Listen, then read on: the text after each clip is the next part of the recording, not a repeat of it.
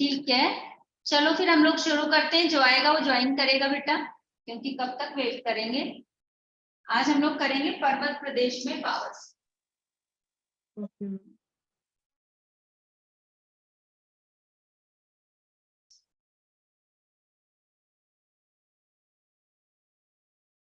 Powers का मतलब क्या होता है? बारिश। हाँ,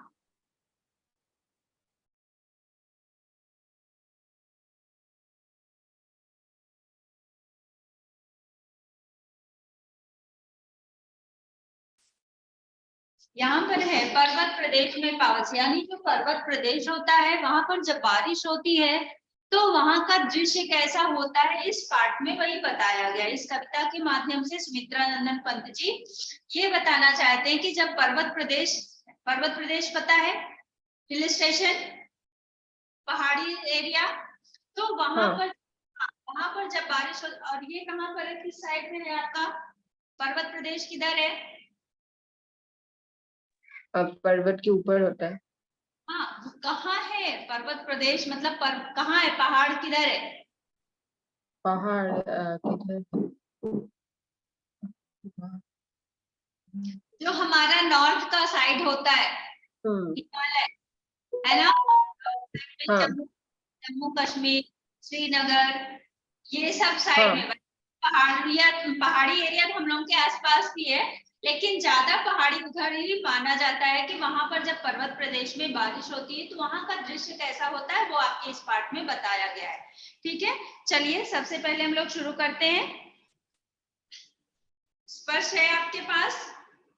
स्पर्श में हाँ हाँ ये चैप्टर। ओके।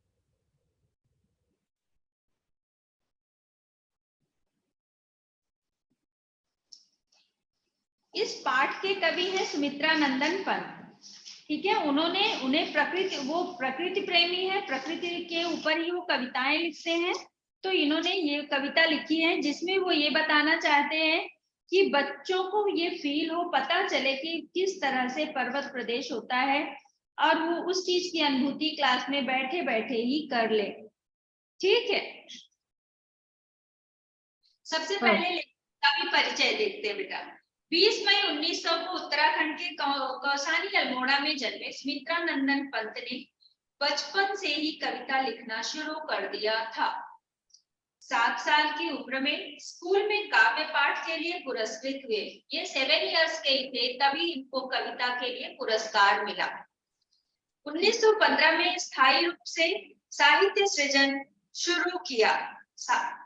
1915 में इन्होंने क्या, साहित्य सृजन मतलब साहित्य लिखना शुरू कर दिया, और छायावाद के प्रमुख स्तंभ के रूप में जाने गए। पंत जी की आरंभिक कविताओं में प्रकृति प्रेम और रहस्यवाद झलकता है। इसके बाद वे मार्क्स और महात्मा गांधी के विचारों से प्रभावित हुए।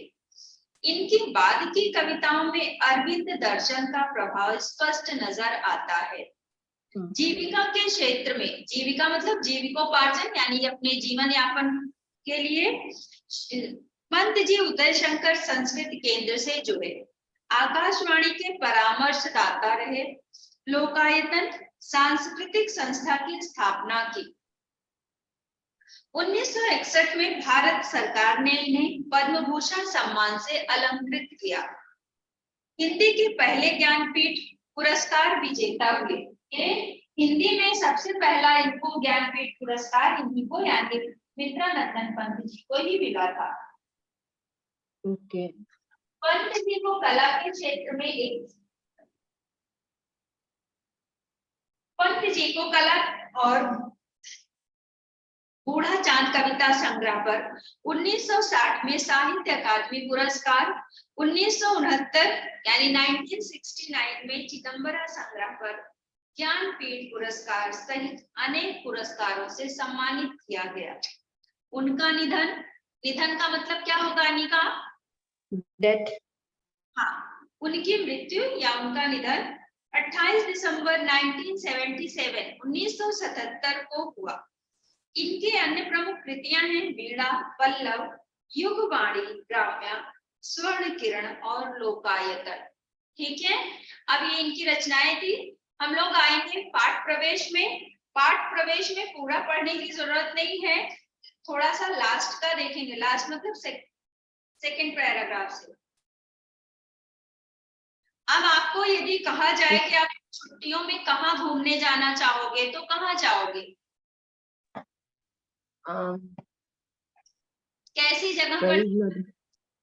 जहाँ पे बहुत सुंदर प्रकृति होती है वैसी जगह। अब मन से बोलो, ऐसा आप पाठ के आधार पर मत बोलो, आप अपनी इच्छा से बताओ आपको कहाँ जाना अच्छा लगता है। ऐसी जगह जहाँ पे सुकून और शांति हो, और मतलब सिटी नहीं, कुछ ऐसी जगह मतलब जो पूरी तरह से गांव भी ना हो, पूरी तरह से शहर भी ना हो। हाँ, तो ऐसी जगह पर, हाँ सही कह रहे हो बेटा। तो प्रकृति प्रदेश में जाना चाहेंगे जहाँ नेचर होता है, प्रकृति। वैसे तो हर चीज अच्छी लगती है, लेकिन एक समय होता है कि हमें नेचर से प्यार हो जाता है, मतलब उसको ध्यान से देखो। और आपने ज्यादातर देखा होगा जो कवि लोग होते हैं वो प्रकृति के बारे में ज्यादा उसका इतने अच्छे से वर्णन करते हैं। और क्यों करते हैं? क्योंकि वो उसको फील करते हैं, उनको वो चीज से लगाव होता है, इसलिए। तो यहाँ पर वही चीज देखिए, भला कौन होगा। अब पूछा जाए कि कहाँ जाना है तो ज्यादा लोग कहाँ जाना चाहते हैं? जम्मू कश्मीर, कुल्लू मनाली, है ना, श्रीनगर, ऐसी जगह जहाँ पर रही हो, जहाँ का वातावरण भी ठंडा हो, पेड़ पौधे भी हो, घूमने में मजा आए। तो इस जगह पर ऐसे लोग जाना चाहते हैं। अगर वहां नहीं जा सकते तो लोग अपने और पास में कहाँ जाना चाहेंगे? लोनावाला जाते हैं ना लोग। तो ऐसी जगह पर जहाँ झरना देखने को मिले, पेड़ पौधे मिले, हरियाली मिले, मतलब ऐसी जगह, पानी वहां पर, ये वही सब वाटरफॉल यानी वही झरना, ये सब देखने को मिलता है। तो ऐसी लोग चीजों को लोग देखना पसंद करते हैं। ठीक है। भला कौन होगा जिसका मन पहाड़ों पर जाने को ना मचलता होगा, जिन्हें सुदूर हिमालय तक जाने का अवसर नहीं मिलता, वे भी अपने आसपास के पर्वत प्रदेश में जाने का अवसर शायद ही हाथ से जाने देते होंगे। ऐसे में कोई कवि और उनकी कविता अगर कक्षा में बैठे बैठे ही वह अनुभूति दे जाए जैसे वह अभी अभी पर्वतीय अंचल में विचरण करके लौटा हो। पर्वतीय अंचल मतलब पर्वतीय स्थल से आया हो। प्रस्तुत कविता ऐसे ही रोमांच और प्रकृति के सौंदर्य को अपनी आंखों में रखने की अनुभूति देता है। यही नहीं, सुमित्रानंदन पंत की अधिकांश कविताएं पढ़ते हुए यही अनुभूति होती है कि मानो हमारे आसपास की सभी दीवारें कहीं विलीन हो गई हो। विलीन होना मतलब कहीं गायब हो गई हो और प्रकृति प्रदेश में ही मैं हूँ, ऐसा वो एहसास दिलाती है। Okay. हम किसी ऐसे रम्य स्थल पर आ पहुंचे हैं जहां पहाड़ों पर अपार श्रृंखला है, आसपास झरने बह रहे हैं और सब कुछ भूलकर हम उसी में लीन रहना चाहते हैं। लीन रहना मतलब उसी में खोए रहना चाहते हैं। महाप्राण निराला ने भी कहा था, पंत जी में सबसे जबरदस्त कौशल जो है वह है शैली की तरह अपने विषय को अनेक उपमाओं में समाकर मधुर से मधुर और कोमल से कोमल कर देना। मतलब हर चीजों को सरल शब्दों में कर कर लोगों के सामने प्रस्तुत करना। ये आपका पाठ प्रवेश था। अब मेन आप चैप्टर में आइए, कविता पर आइए। पर्वत प्रदेश में पावस। बेटा जो वर्ड, हाँ क्या बेटा? हाँ ठीक है, मैं पहुंच गई चैप्टर में। हाँ इधर ओके। एक्चुअली मेरा नेटवर्क कनेक्शन का प्रॉब्लम, वीडियो बंद हो रहा है। अच्छा, आप अपना नेट ये वीडियो ऑफ रखने को बोल रहे हो? नहीं हो रहा है, मतलब मैंने ऑन रखा है, बट कभी कभार जा रहा है। अच्छा ठीक ठीक है बेटा, ये मैसेज आप मैम को करो, उनको भी पता होना चाहिए कि आपका नेट का इशू आ रहा है। ठीक है, और जहां नहीं क्लियर होगा वो बता। पावस ऋतु की पर्वत प्रदेश, अभी यहाँ पर है कि पावस ऋतु मतलब वर्षा की ऋतु थी और पर्वत प्रदेश था। पल पल परिवर्तित प्रकृति वेश, और पल पल मतलब क्षण क्षण प्रकृति का जो वेश है, वेश मतलब रूप। हाँ रूप, जो प्रकृति का रूप है वो पल पल यानी हर क्षण बदल रहा था, परिवर्तित हो रहा था। मेखलाकार पर्वत अपार अपने सहस्रदृग सुमन फाड़ अवलोक रहा है बार बार नीचे जल में निज महाकार। यहाँ पर क्या है? मेखलाकार पर्वत अपार। पर्वत कैसे होते हैं? ऊपर नीचे होते हैं ना। पर्वत क्या हाँ, पर्वत ऐसे तो नहीं होते, पर्वत कैसे, ऐसे ऐसे ऐसे ऊपर नीचे होते हैं। तो उसमें बताया गया कि पर्वत मेखलाकार पर्वत अपार अपने सहस्र दृग सुमन फाड़। सहस्र मतलब हजारों, दृग मतलब आंख, सुमन मतलब फूल। ऐसा लग रहा था कि पर्वत, पहाड़ पर हजारों फूल। अब बेटा क्या होता है, पर्वत पर जाने के लिए, आपका ये जो पर्वत है इस पर जाने के लिए क्या आप स्ट्रेट ऐसा सीधा जाते हो क्या? क्यों? क्या मैम? अगर आपका ये मान लो पहाड़ है, तो इस पहाड़ पर जाने हाँ, के लिए आप ऐसा सीधे जाते हो क्या? समझ में नहीं आ रहा है मुझे। पहाड़ पर जाने के लिए, पर्वत पर जाने के लिए सीधा स्ट्रेट रास्ता होता है क्या? नहीं मैम, घूम घूम के होता है। नहीं होता है ना। हाँ, उस घूमकर होता है, तो वो रास्ता घुमावदार होता है ना। अभी यहाँ से हाँ, आएगा, फिर से घूमकर फिर ऐसा ऐसा होता है ना। तो इस तरह से जो आपका रास्ता, ऐसा रास्ता बना होता है, उसी के लिए मेखलाकार पर्वत अपार अपने सहस्र दीर्घ सुमन फाड़। अब ये जो रास्ता होता है, यहाँ पर छोटे छोटे पेड़ पौधे होते हैं, उसमें फूल निकले होते हैं। वो निकले हुए फूल के लिए ही बोला गया है कि वो पर्वत फूल की जो जो सहस्र पेड़ होते हैं और उनमें जो फूल निकले हुए होते हैं वो कैसे दिखाई देते हैं, जैसे उसमें फूल निकले हुए हैं, मतलब आंखें, वो पर्वत की आँखें। आंखें। हाँ, उनको क्या बोला गया, वो पर्वत की आंखों की तरह होते हैं। अपने सहस्र दीर्घ सुमन फाड़ अवलोक रहा, अवलोक मतलब देख रहा है। ये जो पर्वत पर पेड़ पौधों में फूल निकले हैं, इससे ऐसा लगता है जैसे वो उनकी आंखें हैं और वो उससे नीचे देख रहे हैं। अवलोक मतलब देखना, अवलोक रहा है बार बार, यानी वो अपनी उन आंखों से, पुष्प रूपी आंखों से नीचे देख रहा है। दृग मतलब होता है बेटा आंख, और सुमन मतलब फूल, सहस्र मतलब हजारों, वो अपने हजारों आंखों से नीचे देख रहा है। नीचे जल में निज महाकार, नीचे जो पानी, अब नीचे का मतलब क्या है, ये जो आपका पहाड़ ही है, तो पानी जब बारिश होगी तो पानी यहाँ रुकता है क्या? हाँ, मतलब वो वाटर नहीं रुकता नहीं है, मतलब वो गिर जाता है वाटरफॉल की हाँ, तरह। जब नीचे आएगा ना, और नीचे आएगा तो यहाँ जमा हो जाएगा, है ना। तो इसके लिए है नीचे जल में निज महाकार, महाकार मतलब तालाब। ये जो पानी गिरता है वो नीचे आकर जमा हो जाता है और उसी में वो जो हजारों पुष्प रूपी आंखें हैं वो नीचे अपने आप को देखती हैं। क्लियर? नीचे जल में निज महाकार, जिसके चरणों में पला ताल, जिसके चरणों यानी ये जो हमारा पर्वत है वो उसके चरणों यानी ये नीचे की तरफ, चरण मतलब पैर नीचे होता है, तो उसके नीचे जो ये तालाब में पानी जमा हुआ है उसमें दर्पण सा फैला है विशाल। दर्पण इसको क्यों, ये पानी और दर्पण, दर्पण मतलब क्या होता है पहले वो बताओ बेटा। मिरर। यस, मिरर, जिसमें हम देखते हैं। अब पानी को दर्पण से समानता क्यों बताई गई है, पानी और दर्पण की समानता क्यों बताई गई? पानी में भी हम अपनी झलक देख सकते हैं जिस तरह से हम दर्पण में देख सकते यस, पानी जब क्लियर, एकदम क्लीन पानी होता है, एकदम साफ होता है, तो उसमें हम देख सकते हैं अपने आप को जैसा कि मिरर में देखते हैं। तो इसीलिए बताया गया है कि जिसके चरणों में पला ताल, यानी ये पहाड़ के चरणों में जो ताल पला है यानी जो तालाब बना हुआ है वो किसकी तरह है, दर्पण सा फैला है विशाल, वो शीशे की तरह यानी दर्पण की तरह पूरा फैला हुआ है और उसमें ये पुष्प रूपी जो आंखें हैं वो अपने आप को देख रही है। क्लियर? हैं। हाँ मैम। आगे बेटा, गिर का गौरव गाकर झरझर, गिर मतलब होता है पहाड़, या यहाँ पर गिर का गौरव गाकर झरझर, मद में नस नस उत्तेजित कर, मोती की लड़ियों से सुंदर झरते हैं झाग भरे निर्झर।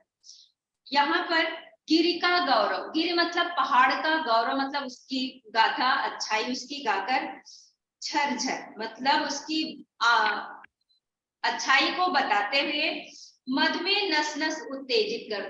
बेटा जब वर्षा होती है तो एक अलग तरह की फीलिंग आती है, वो कब आती है, जब गर्मी के बाद बारिश आती है तो अच्छा लगता है या बुरा लगता है? अभी की अच्छा बारिश तो, लगता है। अभी की बारिश तो नहीं अच्छी लग रही है ना, अभी तो ज्यादा बारिश हो रही है। लेकिन वो जब गर्मी के बाद बारिश आती है तो उस बारिश का सबको इंतजार रहता है। किसको इंतजार रहता है सबसे ज्यादा? ये क्वेश्चन है आपकी बुक का। सबसे ज्यादा बारिश का इंतजार किसको होता है?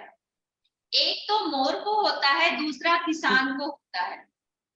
ठीक है, वैसे तो सबको होता है, गर्मी लगती तो सब लोग बोलते हैं बारिश हो जाए, थोड़ा मौसम ठंडा हो जाए, लेकिन सबसे ज्यादा किसान। क्यों? क्योंकि अगर बारिश नहीं होती तो किसान की खेती यानी जो वो पेड़ जो भी लगाता है अनाज को, वो पैदावार नहीं होती, इसलिए उसको जरूरत होती है। और मोर भी बादल जब तक नहीं आते, बादल देखकर मोर बहुत खुश होता है ना, तो मोर को भी इंतजार रहता है बादलों का, बारिश का। ठीक है, तो ये आपके क्वेश्चन का आंसर रहता है। वो बाकी लिखाऊंगी मैं बाद में, लेकिन मोर और किसान को सबसे ज्यादा बादल का इंतजार रहता है। ठीक है, मद में नस उत्तेजित कर, यानी वो अलग तरह का शरीर में उत्तेजना पैदा करते हैं, वो बारिश के पानी। मोती की लड़ियों से सुंदर, और जो बारिश की बूंदें होती हैं वो कैसी होती है? मोती की लड़ी यानी मोती की माला से भी सुंदर लगती है। झरते हैं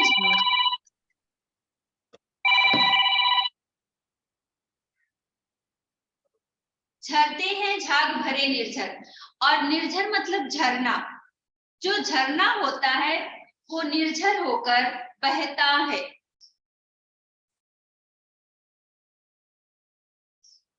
अनिका, हाँ मैम। बेटा आपका कॉल आया क्या?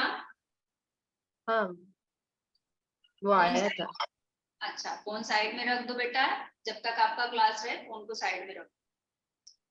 हाँ, तो झरते हैं झाग भरे निर्झर, निर्झर मतलब झरना, और झाग भरे, झाग मतलब क्या होता है बेटा? बबल जैसा जो होता है। यस, जब जैसा वो कपड़े धोने के बाद वो उसका वो निकलता है ना साउंड का, तो उसको झाग बोलते हैं। उसी तरह से जब बारिश होती है काफी तेज, तो आपने ध्यान दिया होगा कि उसके जो झरने से पानी गिरते हैं वो झाग जैसे, देखा है आपने झरना? हाँ देखा है। हाँ, तो झरने का जब पानी गिरता है तो वो नीचे आकर कैसा वो झाग जैसा फैला रहता है ना, तो वही है यहाँ पर। झरते हैं झाग भरे निर्झर, गिरिवर के उर से उठ उठकर उच्चाकांक्षाओं से तरवर। गिरवर, गिरिवर मतलब आकाश की जो, हाँ, गिरिवर मतलब गिरि मतलब पर्वत होता है ना, तो गिरि, हाँ, पहाड़। गिरिवर के उर से उठ उठकर उच्चाकांक्षाओं से तरवर, पहाड़ से उठकर, जो पहाड़ पर पेड़ पौधे निकले हुए हैं वो उठते हैं, और वो और ऊपर उठने की इच्छा करते हैं। उच्चाकांक्षा मतलब ऊंची आकांक्षा, और ऊपर उठने की इच्छा, तो वो पेड़ और ऊपर उठना चाहते हैं। तरवर मतलब पेड़, उच्चाकांक्षाओं से तरवर है। झांक रहे नीरव नभ पर, और वो किसको देख रहे हैं? नीरव मतलब शांत, नभ मतलब आकाश, वो शांत आकाश की तरफ देख रहे हैं, यानी उच्चाकांक्षाओं से ऊपर उठकर शांत आकाश की तरफ देख रहे हैं। अनिमेष अटल कुछ चिंता पर, अनिमेष मतलब लगातार, बिना पलक झपकाए। ठीक है, हाँ, कंटिन्यूअस, यस। अनिमेष अटल कुछ चिंता पर, लगातार बिना पलक झपकाए ऊपर की तरफ वो देख रहे हैं। ठीक है, उड़ गया अचानक तो उधर फड़का अपार पारद के पर, यहाँ पर है उड़ गया। अब ऐसा होने के बाद क्या होता है? अचानक से बादल उड़ जाते हैं।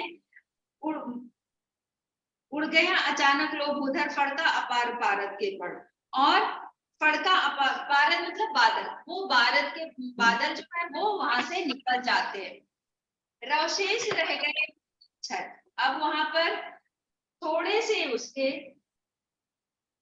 ये रह जाते हैं। क्या रह जाते हैं? निर्झर, झरने के थोड़े से अंश वहां पर रह जाते हैं। रवशेष मतलब उसके केवल आवाज ही रह जाते हैं, मतलब पता चलता है कि यहाँ पर बारिश हुई थी।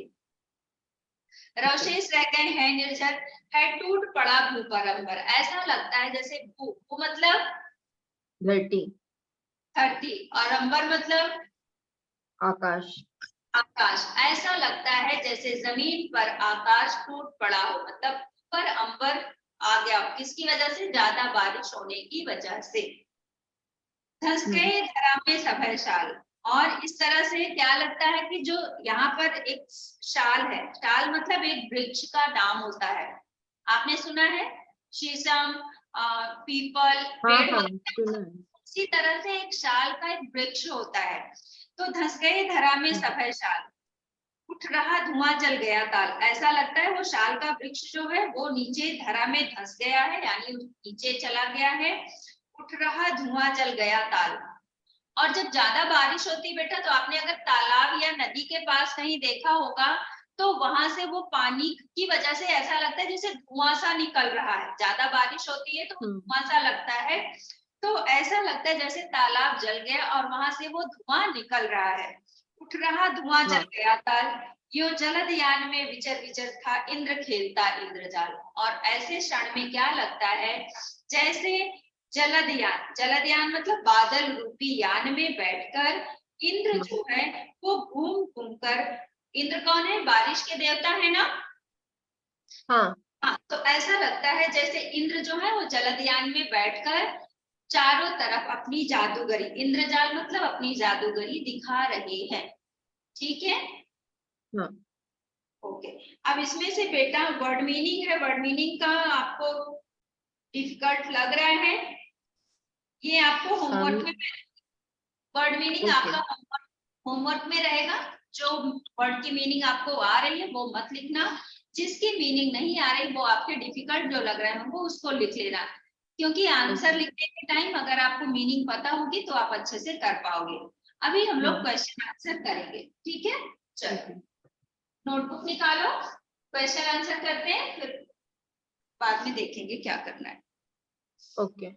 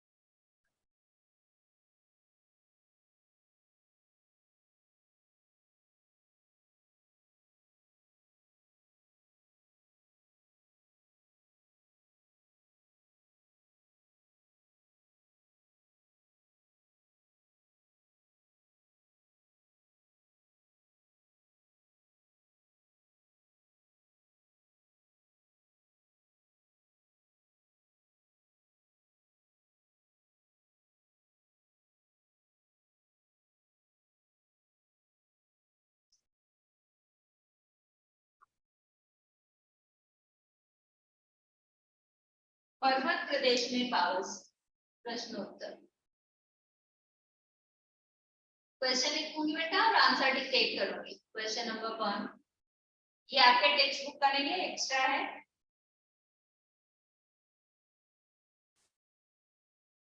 पर्वत प्रदेश में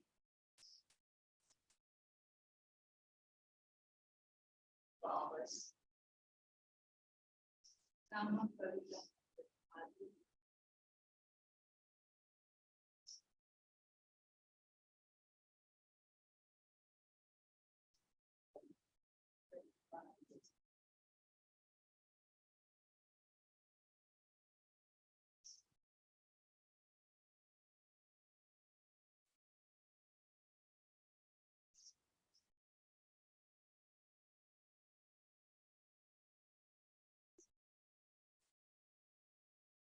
शब्दों में लिखिए।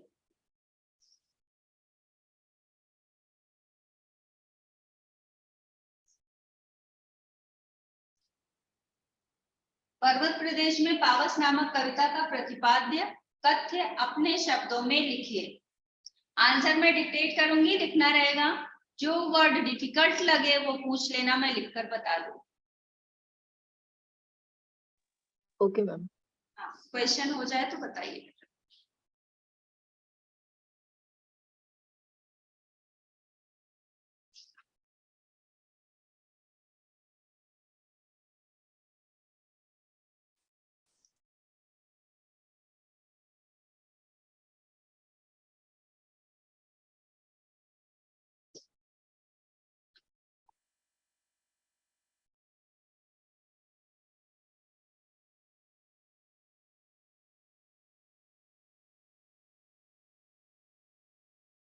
आंसर लिखूं?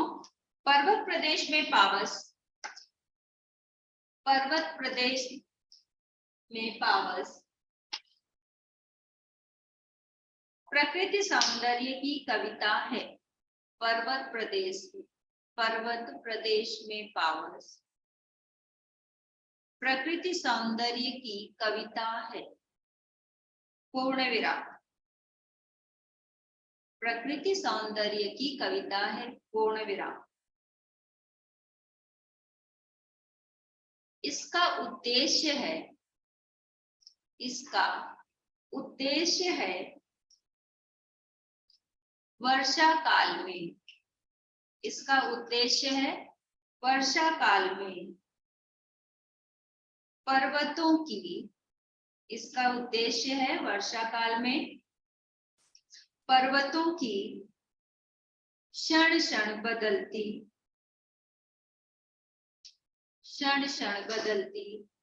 शोभा का वर्णन करना, क्षण क्षण बदलती शोभा का वर्णन करना। पूर्ण विराम।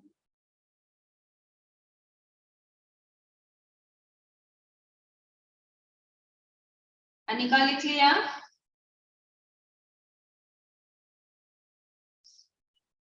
अनिका,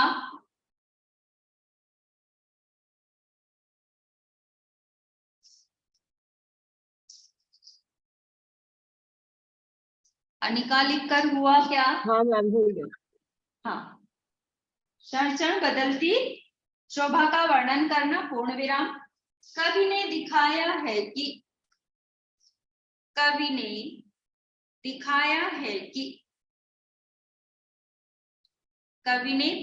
है कि विशाल पर्वत पर, कवि ने दिखाया है कि विशाल पर्वत पर हजारों फूल खिले हैं। विशाल पर्वत पर हजारों फूल खिले हैं। पूर्ण विराम। कवि ने दिखाया है कि विशाल पर्वत पर हजारों फूल खिले हैं। पूर्ण विराम।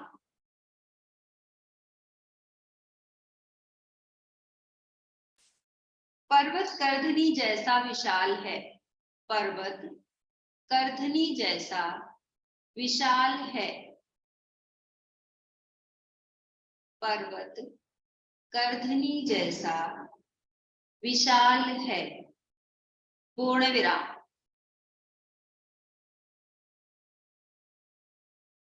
पर्वत करधनी जैसा विशाल है। पूर्ण विराम। उसका प्रतिबिंब नीचे, उसका प्रतिबिंब नीचे वाले तालाब में दिखाई दे रहा है। उसका प्रतिबिंब नीचे वाले तालाब में दिखाई दे रहा है। पूर्ण विराम।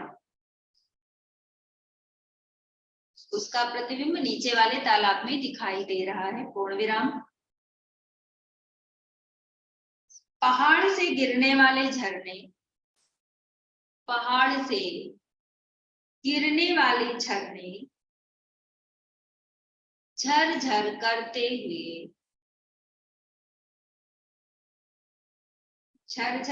हुए शोर कर रहे हैं। अनिका लिख रहे हो बेटा?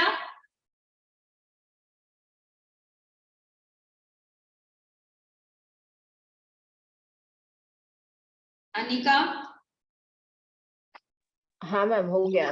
एक्चुअली ये बार बार माइक ऑन करने में थोड़ा टाइम लगता है। ओके। झरझर करते हुए शोर कर रहे हैं। पूर्ण विराम। उनका झाग वाला जल, उनका झाग वाला जल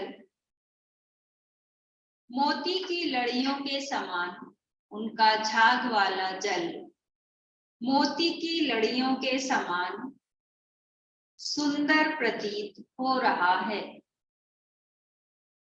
मोती की लड़ियों के समान सुंदर प्रतीत हो रहा है।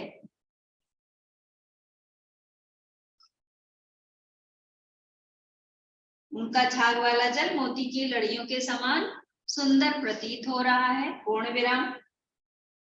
पहाड़ पर खड़े हुए पेड़ बहुत ऊंचे हैं। पहाड़ पर खड़े हुए पेड़ बहुत ऊंचे हैं, पूर्ण विराम। पहाड़ पर खड़े हुए पेड़ बहुत ऊंचे हैं, पूर्ण विराम।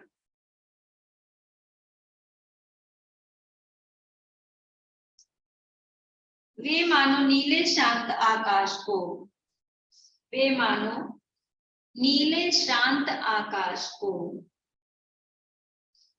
देखते हुए, वे मानो नीले शांत आकाश को देखते हुए कुछ सोच रहे हैं। देखते हुए कुछ सोच रहे हैं, पूर्ण विराम। देखते हुए कुछ सोच रहे हैं, पूर्ण विराम। कवि ने दिखाया है कि कवि ने दिखाया है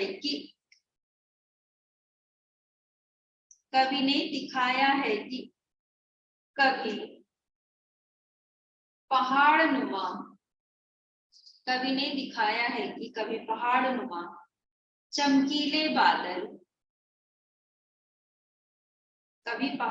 चमकीले बादल आकाश में उड़ चले हैं। पहाड़नुमा चमकीले बादल आकाश में उड़ चले हैं, कॉमा, आकाश में उड़ चले हैं, कॉमा। कभी वे धरती पर टूट पड़े हैं।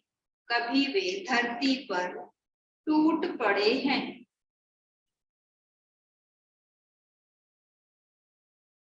कभी वे धरती पर टूट पड़े हैं, पूर्ण विराम। शाल के वृक्ष भयभीत होकर धंस गए से लगते हैं। शाल के वृक्ष भयभीत होकर धंस गए से लगते हैं, पूर्ण विराम। धंस गए से लगते हैं, पूर्ण विराम। तालाब का धुआं उसके जलने का संकेत देता है। तालाब का धुआं उसके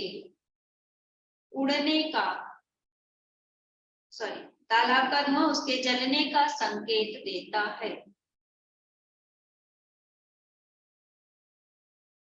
पूर्ण विराम। तालाब का धुआं उसके जलने का संकेत देता है, पूर्ण विराम। इस प्रकार वर्षा ऋतु में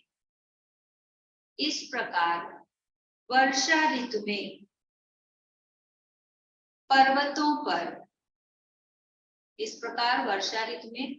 पर मायावी खेल से दिखाई देते हैं। पर्वतों पर मायावी खेल से दिखाई देते हैं।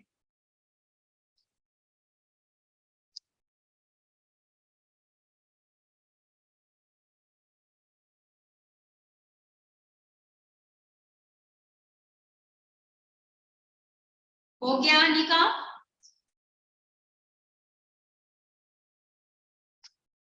हाँ, हो गया। ओके। अभी बेटा इसमें जो आपका टेक्स्ट बुक में देखो या वॉल्यूम में देखो, तो जो दिया गया है निम्नलिखित पंक्तियों का भाव स्पष्ट कीजिए। तो ऐसा क्वेश्चन नहीं आता, लेकिन ये ऐसा पूछ लिया जाएगा कि क्यों जलद यान में विचर था इंद्र, खेलता इंद्रजाल। पर्वत प्रदेश में पावस पाठ के आधार पर लिखिए, स्पष्ट कीजिए। तो ये ऐसा क्वेश्चन फ्रेम करके पूछा जा सकता है। तो आप इसके जितने आंसर है वो पढ़ लेना। अभी आप 3 क्वेश्चन लिखो, उसके बाद होमवर्क में बाद में बताती हूँ। आपके बुक में है, वॉल्यूम सामने रखो और देखकर लिखो। हो जाए तो मुझे बताओ। मैं ये क्वेश्चन लिख रही हूँ यहाँ पर, आंसर आप देखकर लिखिए और कंप्लीट हो जाए तो मुझे बताओ। मेखलाकार शब्द का क्या अर्थ है? मेखलाकार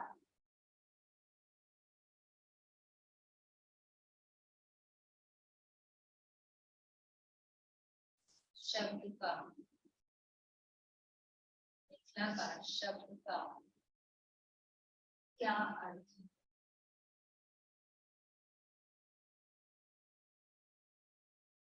लकार शब्द का क्या अर्थ है? कभी नहीं।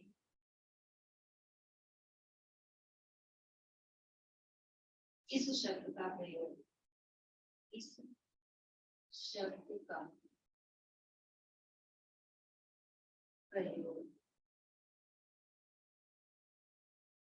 यहाँ क्यों किया है?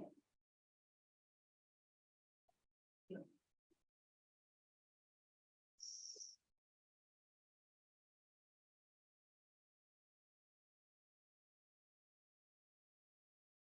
इसका आंसर लिखिए और बाकी के 2 क्वेश्चन में और लिख रही है। इस लिखने के बाद मुझे बताओ कि इसका आंसर हो गया आपका।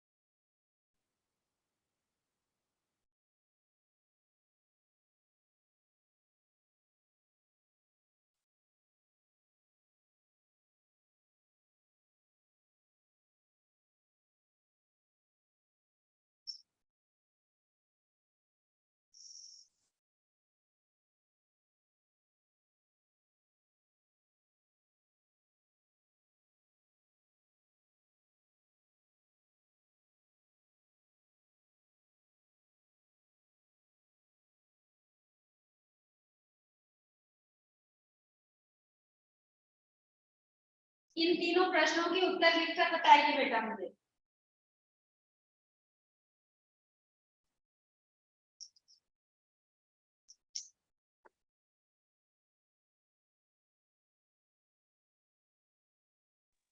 हो गया मैम। तीनों का आंसर हो गया? हाँ मैम। Very good.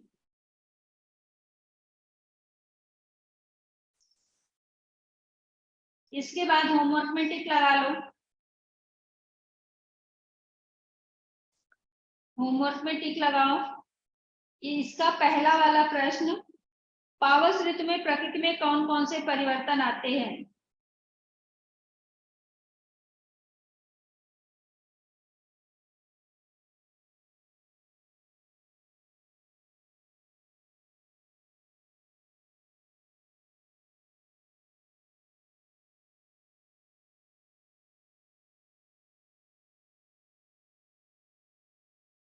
हो गया।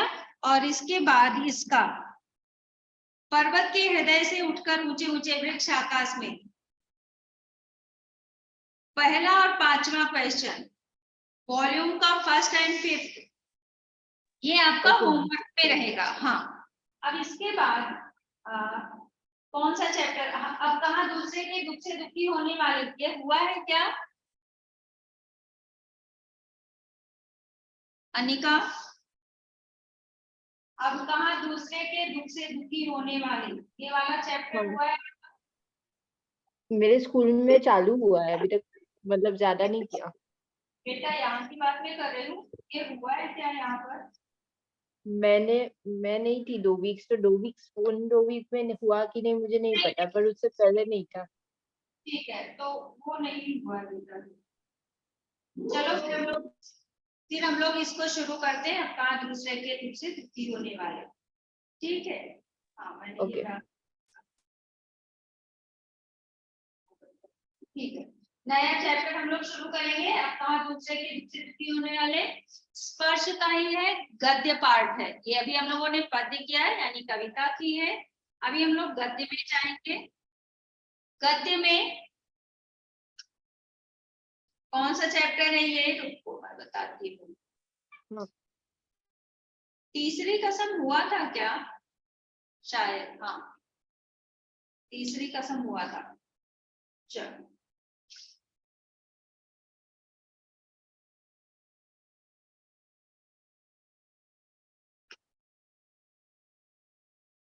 निदा फाजली, इस पाठ के लेखक कौन है, निदा फाजली।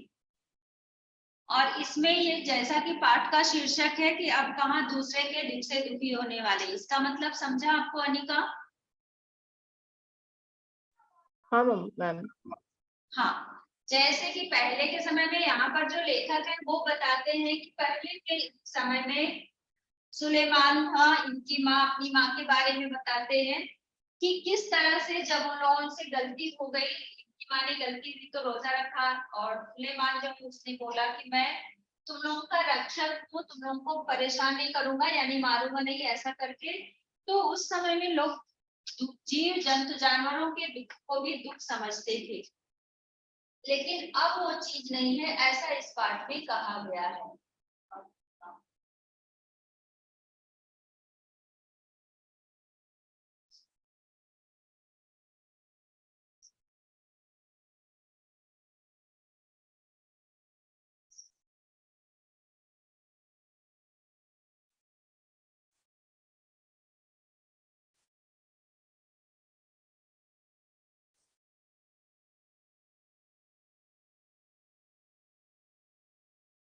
अब कहाँ दूसरे के दुख से दुखी होने वाले।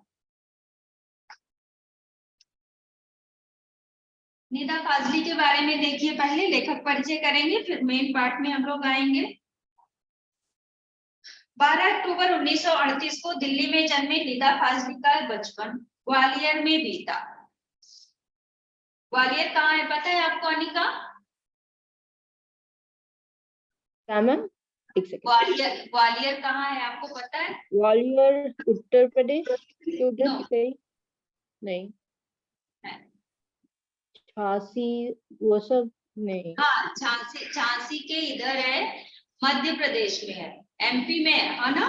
तो ग्वालियर में बीता। निदा फाजली उर्दू की 60वीं पीढ़ी के महत्वपूर्ण कवि माने जाते हैं। आम बोलचाल की भाषा में और सरलता से किसी के भी दिलो दिमाग में घर कर सके, ऐसी कविता करने में इन्हें महारत हासिल है। दिलो दिमाग में घर कर जाना मतलब इनकी जो कविताएं होती है वो लोगों के हृदय को, मन को छू लेती है। वही निदा फाजली अपनी गद्य रचनाओं में शेर व शायरी पिरोकर बहुत कुछ को थोड़े में कह देने के मामले में अपने किस्म के अकेले ही गद्यकार हैं। मतलब वो गद्य में भी अपना शेर व शायरी डालकर ज्यादा चीज को कम में बता देने वाले पहले गद्य कलाकार। निदा फाजली को लफ्जों का पुल नामक कविता की पहली पुस्तक आई। शायरी की किताब खोया हुआ सा कुछ के लिए 1999 के साहित्य अकादमी पुरस्कार से सम्मानित निदा फाजली की आत्मकथा का पहला भाग दीवारों के बीच और दूसरा दीवारों के पार शीर्षक से प्रकाशित हो चुका है। इन दिनों फिल्म उद्योग से संबद्ध है, मतलब अभी वो फिल्म उद्योग से जुड़ा हुआ है। यहाँ तमाशा मेरे आगे किताब में संकलित एक अंश प्रस्तुत है। यहाँ पर इस पाठ में उनकी कहानी का एक अंग संकलित है, मतलब जुड़ा हुआ है। ठीक है, अब आप इसमें देखिए, पाठ में पाठ प्रवेश देखने की जरूरत नहीं है, मेन पाठ में आते हैं। अब कहाँ दूसरे के दुख से दुखी होने वाले। लेखक ऐसा बताते हैं कि पहले के समय में लोग जीव जंतु जानवरों के दुख को भी अपना दुख समझते थे, लेकिन अब वो चीज नहीं है। बाइबल में सोलोमन, जिन्हें कुरान में सुलेमान कहा गया है, ईसा से 1025 वर्ष पूर्व एक बादशाह थे। कहा गया है वह केवल मानव जाति के ही राजा नहीं थे, सारे छोटे बड़े पशु पक्षी के भी हाकिम थे। अनिका, इसके आगे आप रीड करो बेटा, मैं समझाती हूँ, आपकी रीडिंग भी थोड़ी हो जाएगी।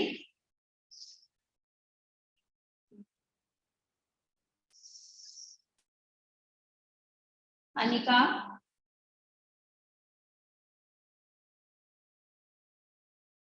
हाँ मैम, एक्चुअली आप फिर से बोल सकते, इधर ना बार बार ये ड्रिलिंग की आवाज आ रही है तो थोड़े डिस्टरबेंस हो रहा है, तो जस्ट वो प्लीज फिर से बोल सकती हो? हाँ, यहाँ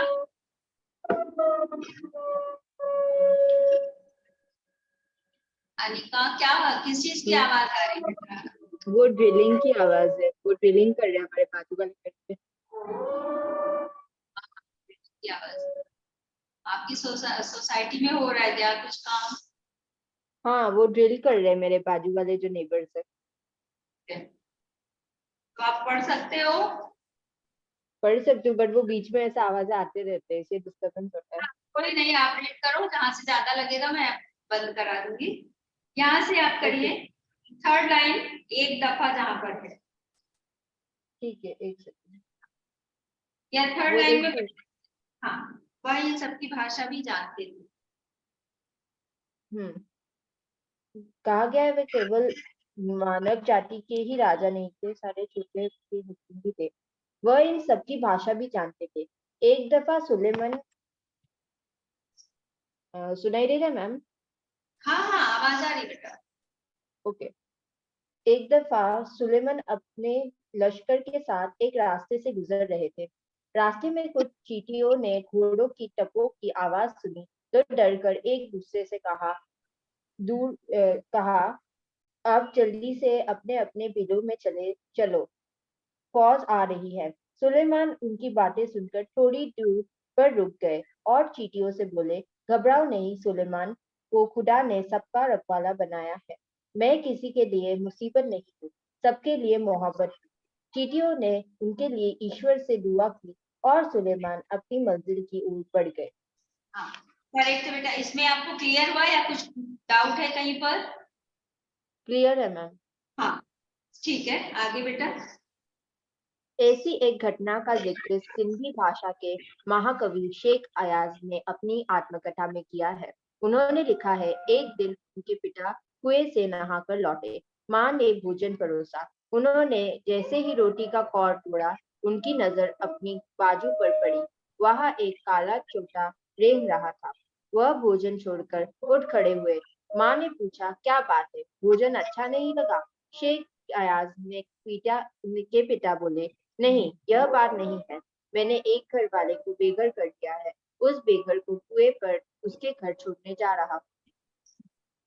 ठीक है, यहाँ पर एक मिनट बेटा, यहाँ पर च्योटा मतलब समझा आपको? च्योटा, हाँ चीटा होता है हाँ ना, चीटी छोटी होती है, जो बड़ा होता है उसको चीटा बोलते हैं, उसको यहाँ पर च्योटा लिखा है। हाँ ठीक है, आगे पढ़ो बेटा।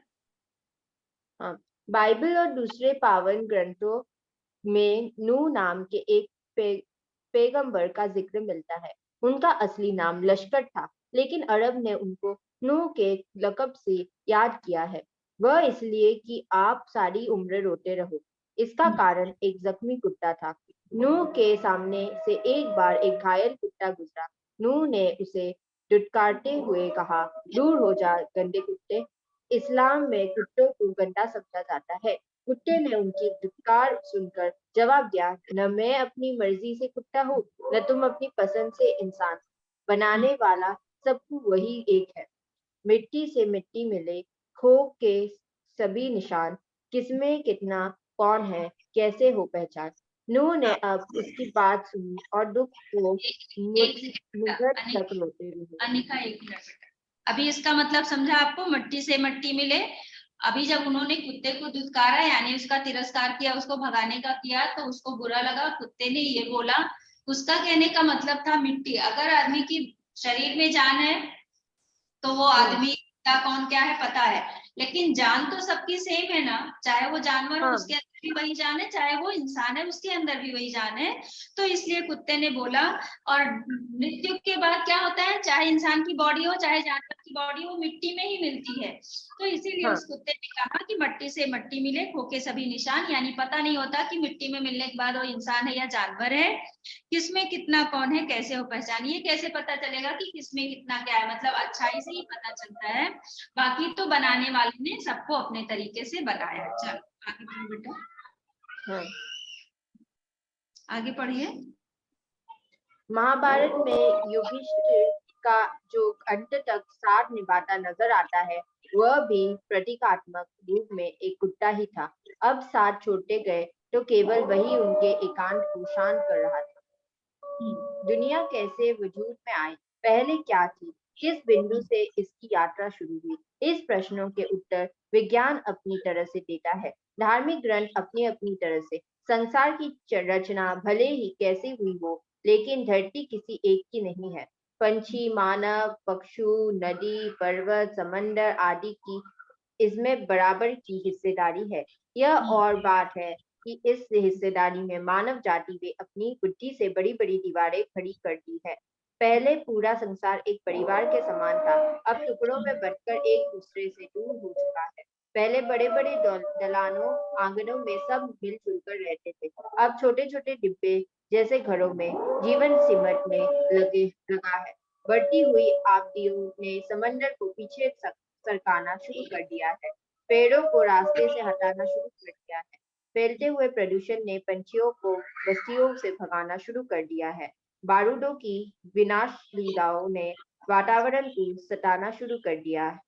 अब गर्मी में ज्यादा गर्मी, बेवक्त की बरसातें, जलजले, सैलाब, तूफान और नीट गए रोग मानव और प्रकृति के इसी असंतुलन के परिणाम है। नेचर की सहन शक्ति की एक सीमा होती है। नेचर के गुस्से का एक नमूना कुछ साल पहले बंबई में देखने को मिला था, और यह नमूना इतना डरावना था कि बंबई निवासी डरकर अपने अपने पूजा स्थल में अपने खुदाओं से प्रार्थना करने लगे थे।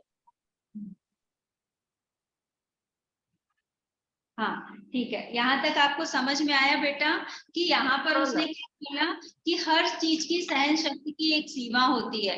जैसा कि समुद्र को क्या उसको ये लोग खिसका रहे थे, वो अभी आप बाद में रीड करोगे कि समुद्र हर चीज की एक सहन शक्ति की सीमा होती है। समुद्र को पहले थोड़ा सा खिसकाया, फिर खिसकाया तो समुद्र खिसकता गया, लेकिन एक समय के बाद जब अति हो गई तो समुद्र ने ऐसा उछाल मारा कि उसने समुद्र में 3 नाव को ऐसा जहाज को ऐसा फेंका 3 साइड में कि फिर वो बनने के काबिल नहीं रही।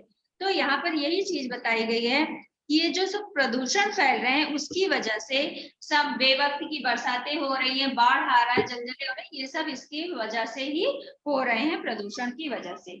आगे रीड करोगे बेटा? हाँ, कई सालों से बड़े बड़े बिल्डर समंदर को पीछे धकेल कर उसकी जमीन को हटिया रहे थे। बेचारा समंदर लगातार सिमटता जा रहा था। पहले उसने अपनी फैली हुई टांगे समेटी, थोड़ा सिमट कर बैठ गया, फिर जगह कम पड़ी तो उकड़ू बैठ गया, फिर खड़ा हो गया। जब खड़े रहने की जगह कम पड़ी तो उसे गुस्सा आ गया। जो जितना बड़ा होता है उसे उतना ही कम गुस्सा आता है, परंतु आता है तो रोकना मुश्किल हो जाता है। और यही हुआ। उसने एक रात अपनी लहरों पर दौड़ते हुए 3 जहाजों को उठाकर बच्चों की गेंद की तरह 3 दिशाओं में फेंक दिया। एक वर्ली के समंदर के किनारे पर आकर गिरा, दूसरा बांद्रा में कार्टर रोड के सामने ओढ़े मुंह, और तीसरा गेटवे ऑफ इंडिया पर टूट टूटकर सैलानियों का नजारा बन बावजूद कोशिश वे फिर से चलने फिरने के काबिल नहीं हो सकते। मेरी माँ कहती थी। एक सेकंड, सैलानी मतलब क्या होता है? सैलानियों का नजारा बन गया था, पता नहीं मैम। पर्यटक जो देखने क्या? आते हैं, हाँ। पर्यटक है ना, तो उनको वो वहां पर आते थे और वो देखने का एक दृश्य बन गया था कि लोग उसको देखने आते थे कि हाँ एक बार ऐसा हुआ था और ये ऐसा यहाँ पर टूटा फूटा पड़ा है, फिर से ये बनाने योग्य नहीं है।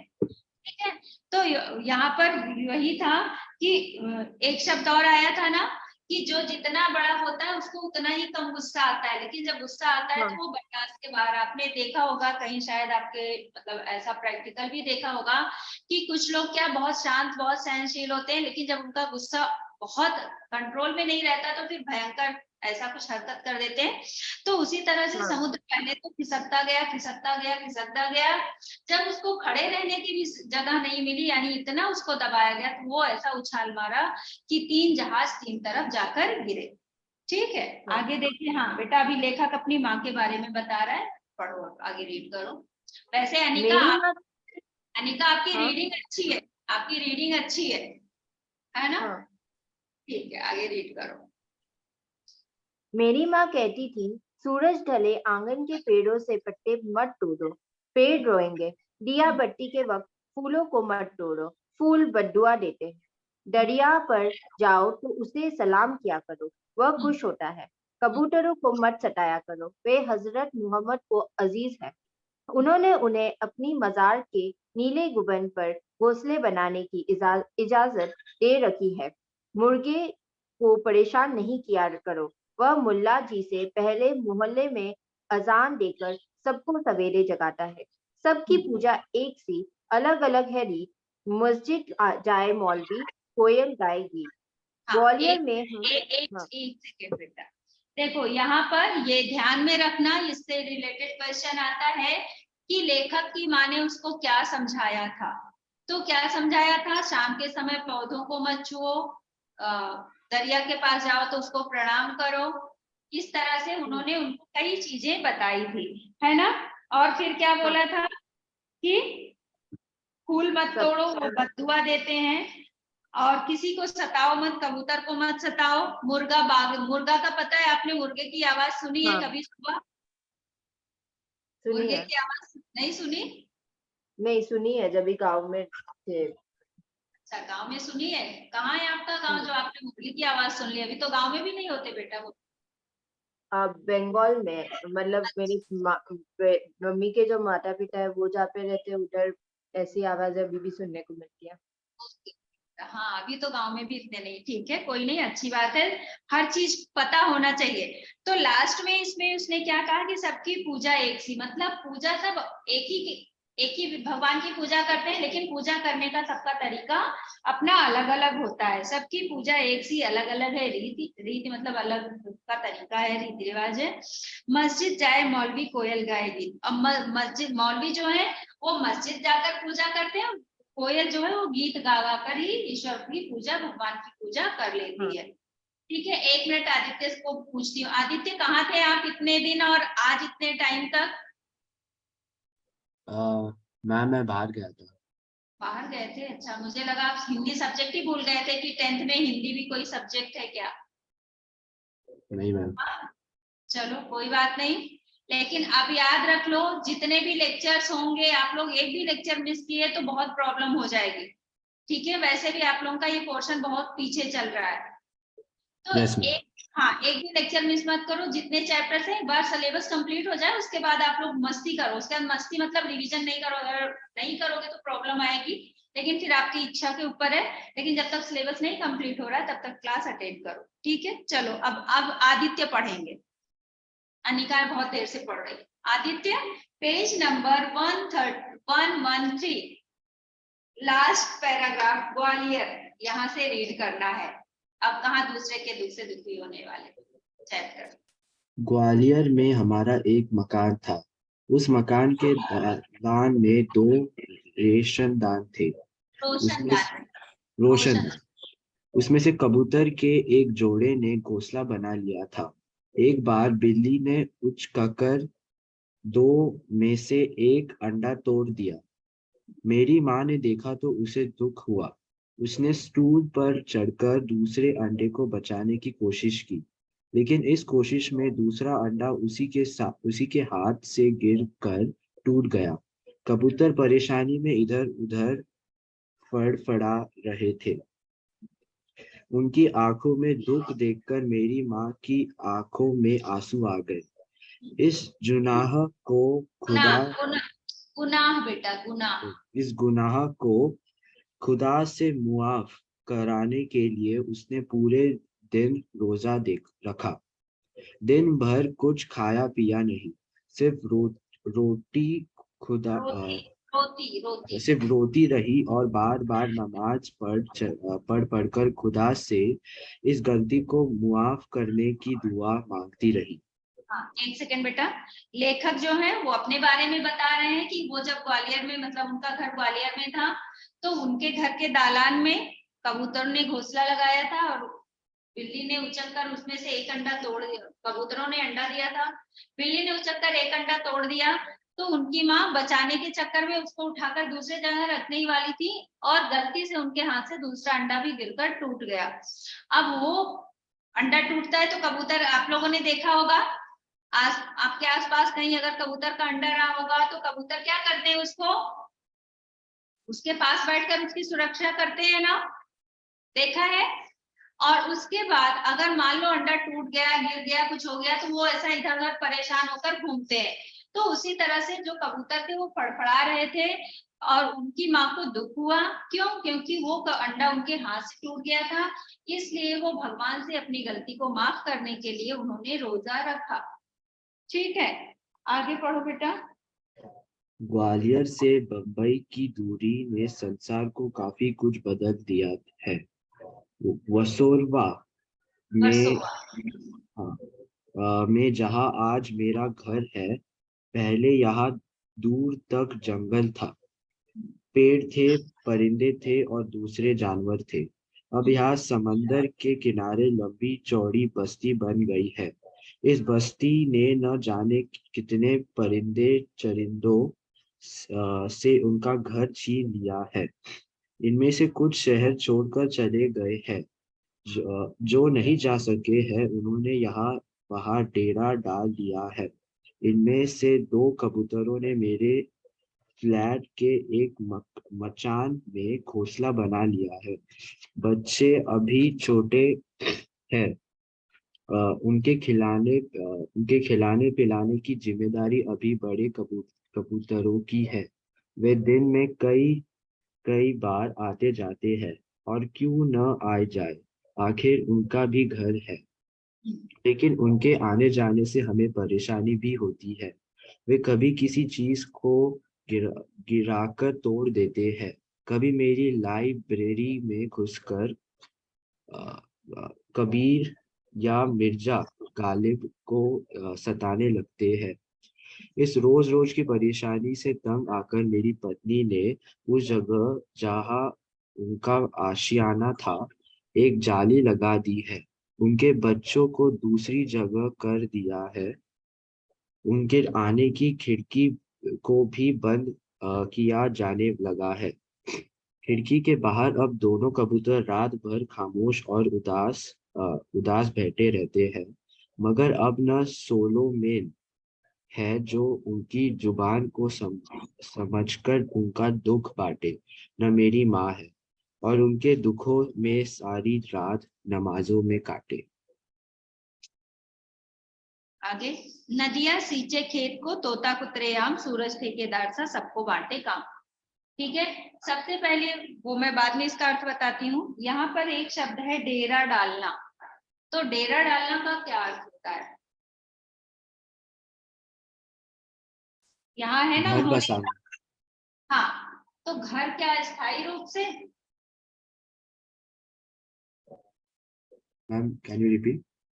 हाँ, घर मतलब क्या, स्थायी रूप से, जो वहां पर परमानेंट हो जाता है? नहीं मैम, टेम्पररी। हाँ, अस्थायी रूप से जो रहने का ठिकाना बना लेते हैं उसको डेरा डालना बोला जाता है।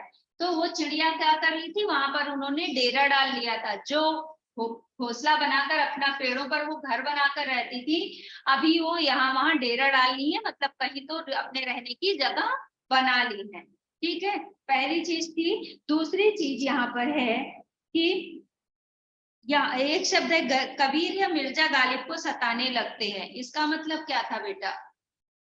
लेखक ने क्या लिखा है कि कभी वो मेरी लाइब्रेरी में घुसकर कबीर या मिर्जा गालिब को सताने लगते थे। इसका मतलब क्या है? वो बुक गिराते थे।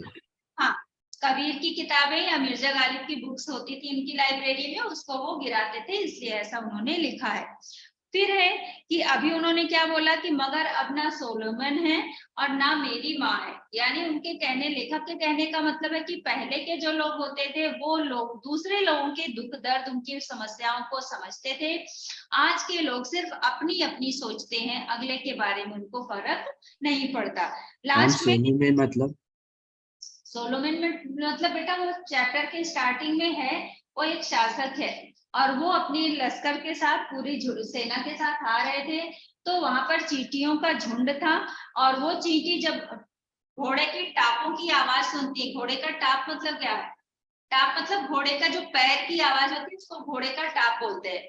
तो वो उसकी आवाज को सुनती है तो एक चींटी दूसरे से मतलब आपस में कहती है चलो चलो बिल में अपने चलते हैं क्योंकि वो हम लोग दब जाएंगे। इस बात को सोलोमन ने सुन लिया, वो हर जानवर की भाषा को भी समझते थे।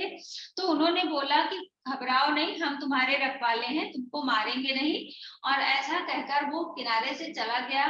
चींटियों ने उनको ऐसा बोला कि भगवान तुम्हारी रक्षा करें, है ना। और फिर वो लोग अपने इस उधर चले गए। तो सोलोमन एक शासक है, यहाँ पर है ना बेटा, स्टार्टिंग में देखो चैप्टर का स्टार्टिंग में बाइबिल के सोलोमन जिन्हें कुरान में सुलेमान कहा गया है, ठीक है, एक बादशाह थे।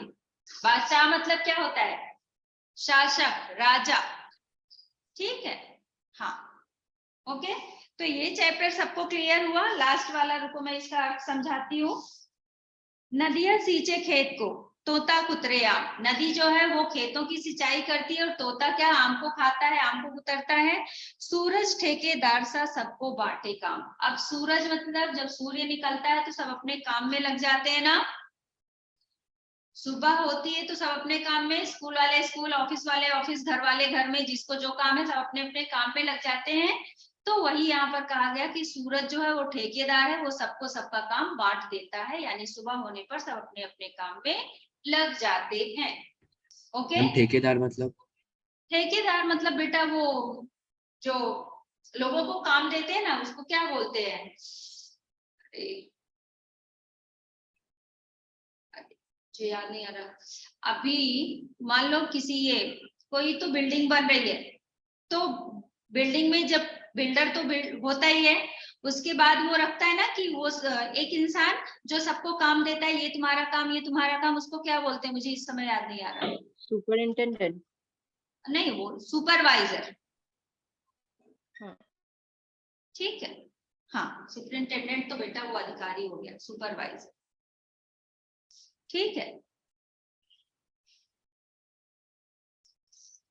अब हम लोग क्या करेंगे, इसका क्वेश्चन आंसर। अभी टाइम है ना अपने पास? Yes ma'am. हाँ, तो 1 मिनट पीछे कीवर्ड मीनिंग देख लेते हैं पहले।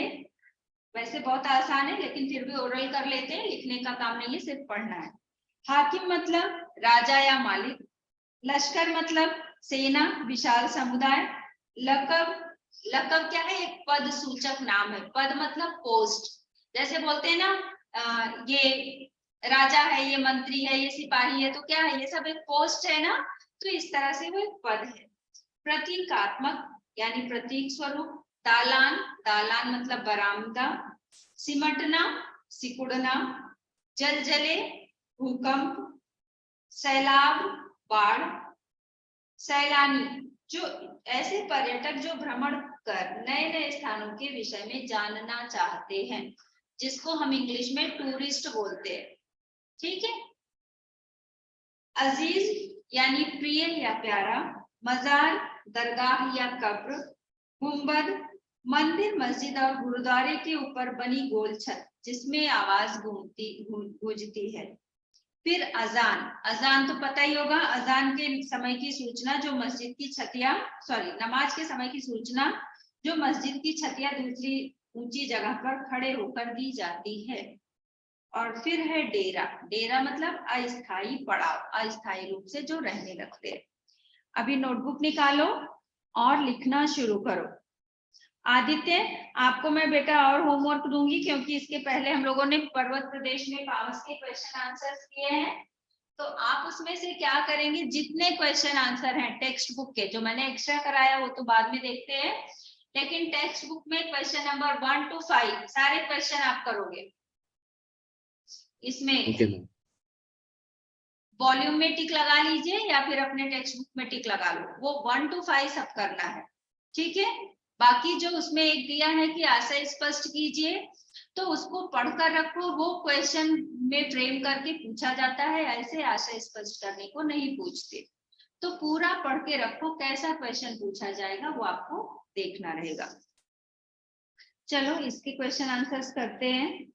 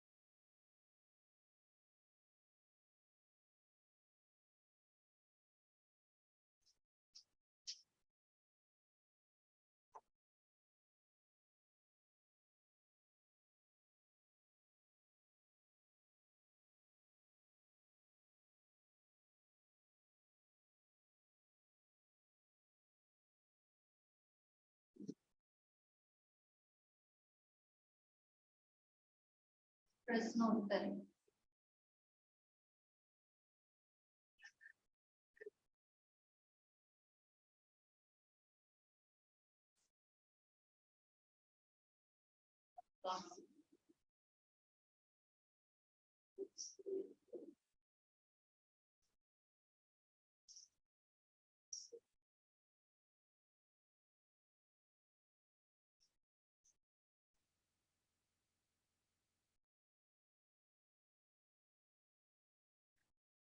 कहाँ दूसरे के दुख से दुखी होने वाले नामक पाठ का प्रतिपाद्य।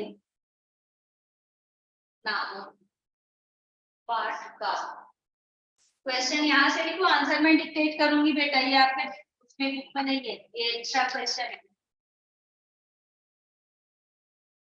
नामक पाठ का प्रतिपाद्य।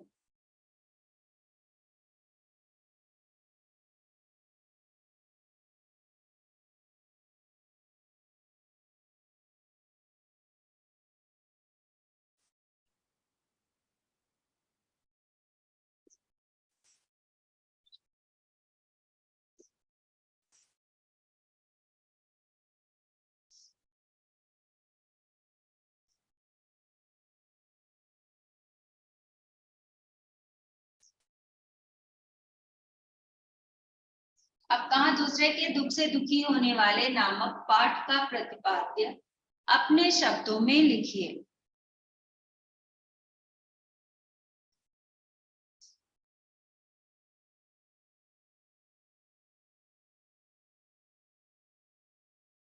क्वेश्चन हो गया, आंसर लिखो बेटा। इस पाठ का प्रतिपाद्य है, इस पाठ का प्रतिपाद्य है डैश, इस पाठ का प्रतिपाद्य है डैश।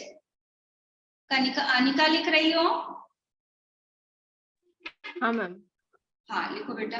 इस पाठ का प्रतिपाद्य है डैश सभी प्राणियों कॉमा पशुओं, सभी प्राणियों कॉमा पशुओं कॉमा पक्षियों और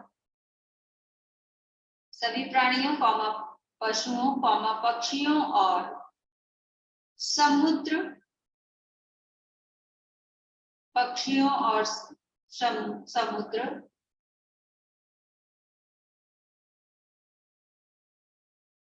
कॉमा पहाड़ आदि के प्रति, समुद्र कॉमा पहाड़ आदि के प्रति सम्मान का भाव,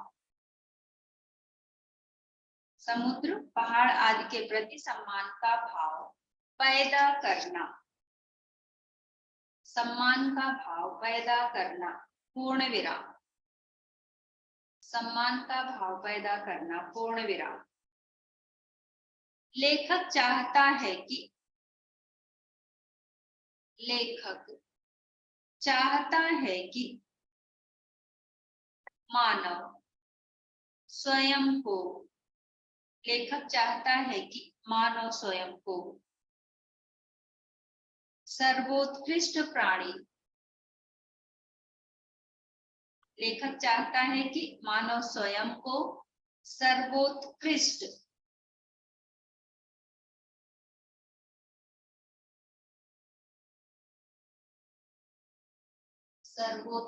प्राणी समझकर, सर्वोत्कृष्ट लिखा है बेटा, इधर से देखकर लिख सकते हैं, सर्वोत्कृष्ट प्राणी समझकर समुद्र,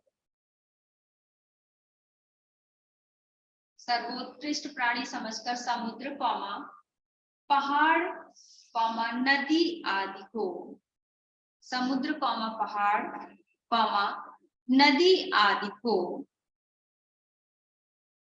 अपने भोग की सामग्री ना माने,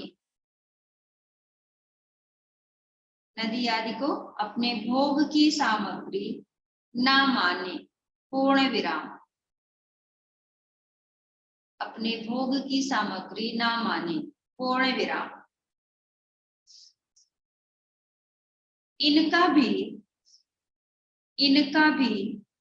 प्रकृति की रचना में, भोग की सामग्री ना माने, पूर्ण विराम, इनका भी प्रकृति की रचना में बराबर का योगदान है।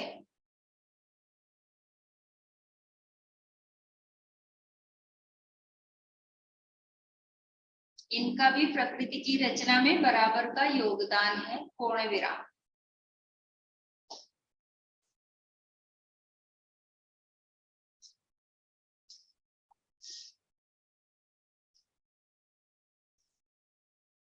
सेकेंड क्वेश्चन, नूह को कुत्ते ने क्या उपदेश दिया? कुत्ते ने क्या उपदेश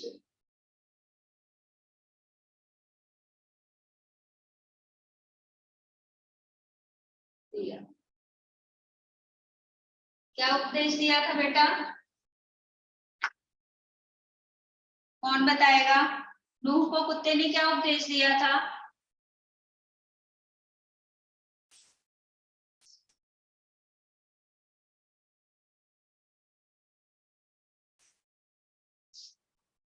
यही बोला था ना कि जो भी है सब ईश्वर की मर्जी से है ना, तुम अपने सोचने से इंसान हो ना, मैं अपने सोचने से कुत्ता, है ना। चलो आंसर लिखो। कुत्ते ने नूह को उपदेश दिया कि, कुत्ते ने नूह को उपदेश दिया कि, कुत्ते ने नूह को उपदेश दिया कि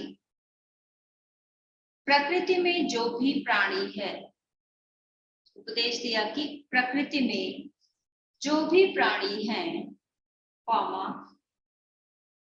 प्रकृति में जो भी प्राणी हैं, कौमा वे सब खुदा की मर्जी से हैं। जो भी प्राणी हैं, कौमा वे सब खुदा की मर्जी से हैं। वे सब खुदा की मर्जी से हैं, पूर्ण विराम। वे सब खुदा की मर्जी से हैं, पूर्ण विराम।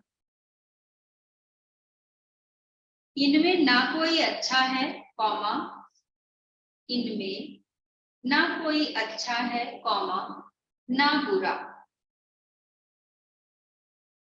इनमें ना कोई अच्छा है, कौमा ना बुरा, पूर्ण विराम। इनमें ना कोई अच्छा है ना बुरा, पूर्ण विराम। इसलिए किसी को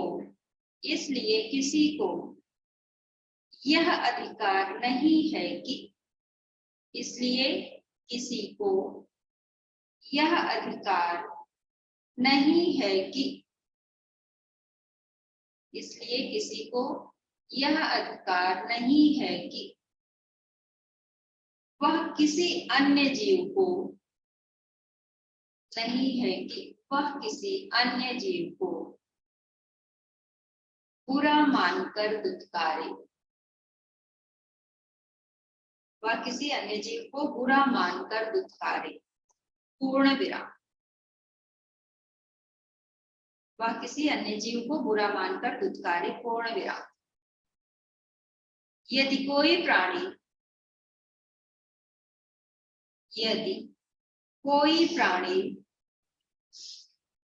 ऐसा करता है तो, यदि कोई प्राणी ऐसा करता है तो वह खुदा की, अनिका छूट तो नहीं रहा बेटा? नहीं मैम। यदि कोई प्राणी ऐसा करता है तो वह खुदा की इच्छा के विपरीत काम करता है, तो वह खुदा की इच्छा के विपरीत काम करता है, पूर्ण विराम। वह खुदा की इच्छा के विपरीत काम करता है।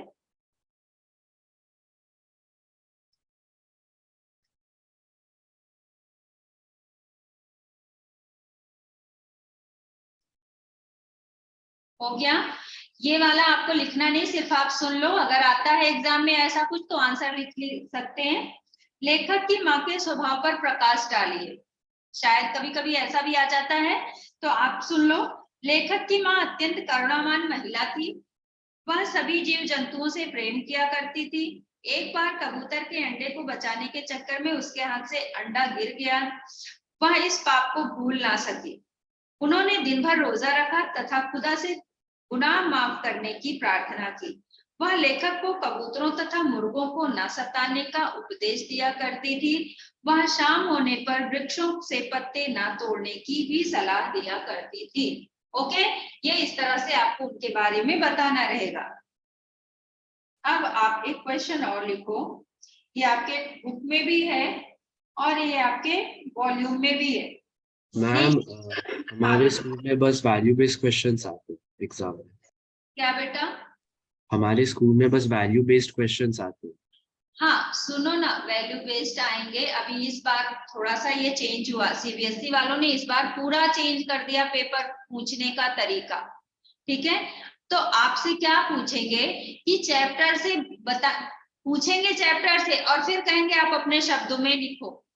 जैसे मान लो पर्वत प्रदेश में पावस के बारे में बोलेंगे कि पर्वत प्रदेश में पावस पाठ के आधार पर प्रकृति के विशेषताओं का वर्णन अपने शब्दों में करो। ऐसा ना, इसी तरह से मतलब उसको आपको अपनी तरह से प्रेजेंट करना है। तो ऐसा नहीं कि आप कहीं की कहानी डाल दो, आपको उस चैप्टर को ध्यान में रखकर ही लिखना है।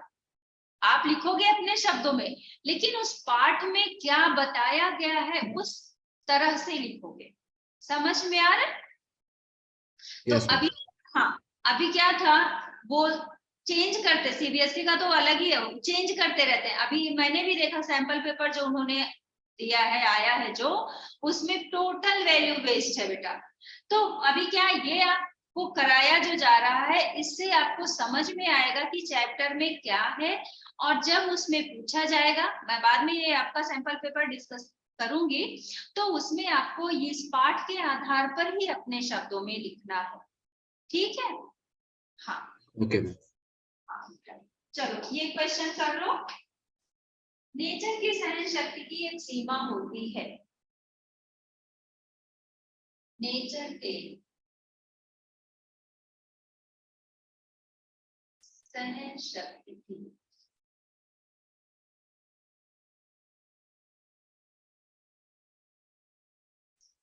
एक सीमा होती है।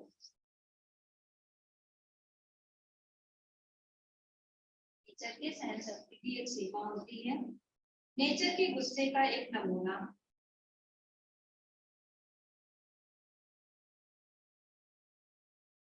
की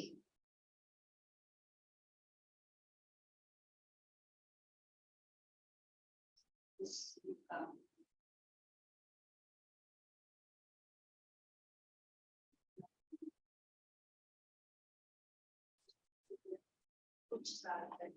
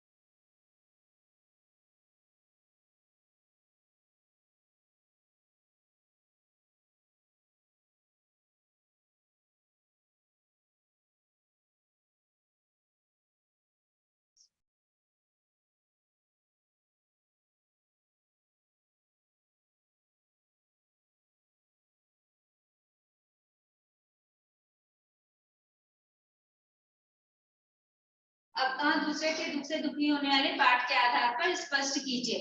अभी आपका ये क्वेश्चन है, आशय स्पष्ट कीजिए, लेकिन बेटा वो इस तरह से क्वेश्चन में फ्रेम करके वो क्वेश्चन पूछा जाता है। ठीक है, आदित्य आपका एग्जाम हुआ स्कूल का, कितने नंबर आए बेटा? Ma'am 50 out of 80। कहाँ के बेटा नंबर? मैम स्पेलिंग मिस्टेक इतना और स्पेलिंग करते हो? नहीं, लिटरेचर में भी। प्रैक्टिस करो बेटा, लिखने की प्रैक्टिस करो। देखो क्या है, जो आपका ये आ रहा है, आपका वैल्यू बेस्ड क्वेश्चन आ रहा है ना, उसमें तो आपको पूरा अपने मन से लिखना पड़ेगा। अभी जो पहले के क्वेश्चन आंसर थे वो तो चलो ठीक है, आपने पढ़ लिया, बुक से पढ़ा आंसर और जाकर लिखोगे तो थोड़ी गलती होगी, लेकिन अभी जो क्वेश्चन आ रहा है वो आपको खुद को लिखना है। वैल्यू बेस्ड क्वेश्चन तो यही है ना बेटा, कि आपको चैप्टर से खुद से आंसर करना है उसको, तो और मुश्किल आएगा। तो आप ज्यादा से ज्यादा वर्ड्स यहाँ से सीखो और फिर उसको अपने शब्दों में लिखो। ठीक है, सैंपल पेपर जो आया है वो मैं डिस्कस तो करूंगी ही, लेकिन उसको आप खुद से लिखो, प्रैक्टिस करो। और बाकी अपना ये जो बाकी के क्वेश्चन आंसर है उसको लिखने से आपको थोड़ा सा हेल्प मिलेगा कि आप जब एग्जाम में लिखने मतलब जब आप आंसर करोगे तो कैसे लिखना है, किस शब्द को, वो आप सीखे रहोगे तो आपको लिखने में प्रॉब्लम नहीं आएगी। ठीक है, और आपको पता है राइटिंग स्किल भी आ रहा है, राइटिंग स्किल में भी आपका नंबर कटेगा, उसमें भी सूचना है, विज्ञापन है, कई चीजें हैं। मेन तो आपका ये बेटा स्पेलिंग का, ये मात्राओं का ही है। ठीक है, तो थोड़ा सा प्रैक्टिस करो इसके लिए। अगर इतना नंबर आया है ना, तो आपको क्या जरूरत है, डेली कम से कम आधे घंटे हिंदी के लिए निकालो और उसमें अनुच्छेद लिखो, लघु कथा लिखो। लघु कथा और ईमेल राइटिंग दोनों में अथवा है, आप ईमेल लिखो या लघु कथा लिखो, तो जो आप अच्छे से कर सकते हो वही करना। ठीक है, और इस तरह से प्रैक्टिस करते रहो। प्रैक्टिस करोगे तो अभी भी टाइम है, काफी गलतियां आपकी मात्राओं की कम हो जाएंगी। ठीक, चलो। हाँ, इसका आंसर लिखिए। अभी आपके इसमें दिया गया है बुक में, वहां से देखकर लिख लीजिए। नेचर अर्थात प्रकृति। अनिका, इसका आंसर आपके वॉल्यूम में दिया है बेटा, वहां से देखकर लिख लो। ये आशय स्पष्ट करने, ये आशय स्पष्ट करना लिखा है, लेकिन उसको क्वेश्चन में पूछा जाता है, बोर्ड के पेपर में एक आध दो बार आ चुका है।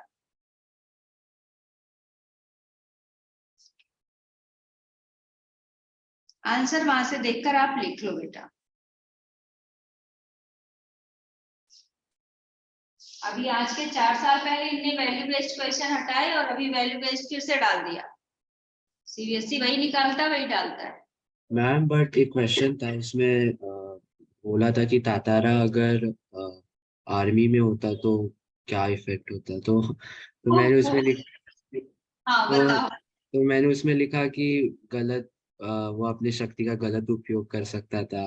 और मैंने फिर बोला कि जंग होती और वैसा लिखा, तो मैम ने बोला कि नेगेटिव वे में नहीं लिखना था, पॉजिटिव वे में लिखना था। यस, वही मैं बोल रही हूँ, आप अपने मन से नहीं लिखोगे उसमें, आप उसको पाठ के आधार पर लेकिन पॉजिटिव वे में लिखोगे।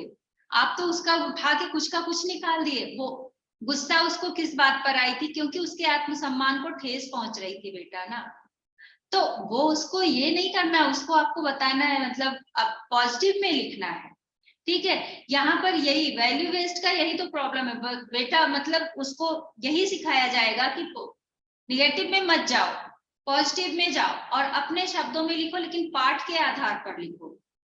ये नहीं कि आप अपने मन से कोई कहानी याद आई तो आपने वो लिख दिया।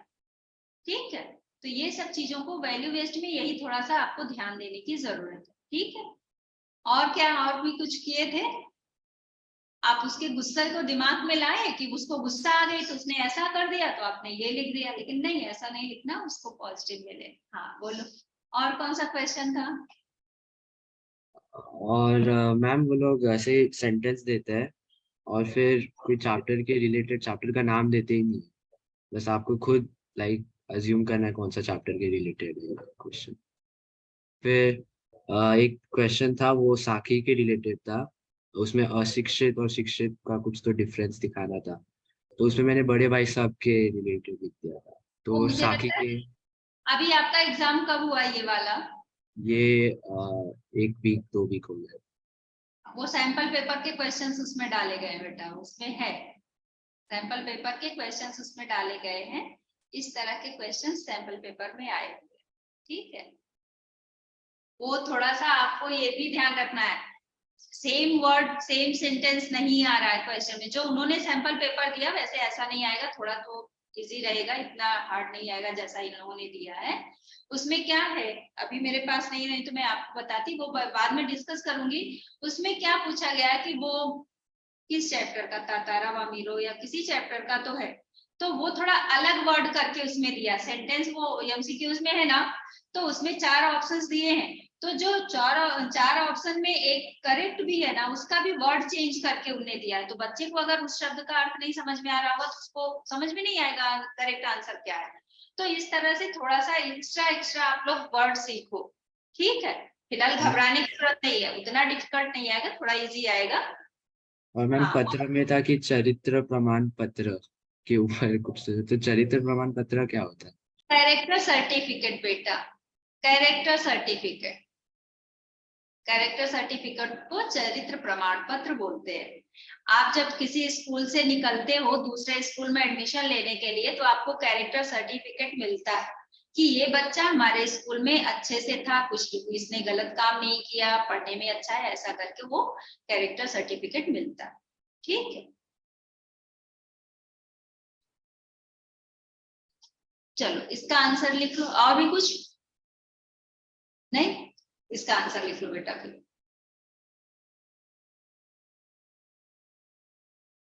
अनिका इसका आंसर लिखिए, आपकी बुक में है बेटा। अभी मैं डिक्टेट नहीं करूंगी, आप लोग देख कर लिख लो, हो जाए तो मुझे बताओ।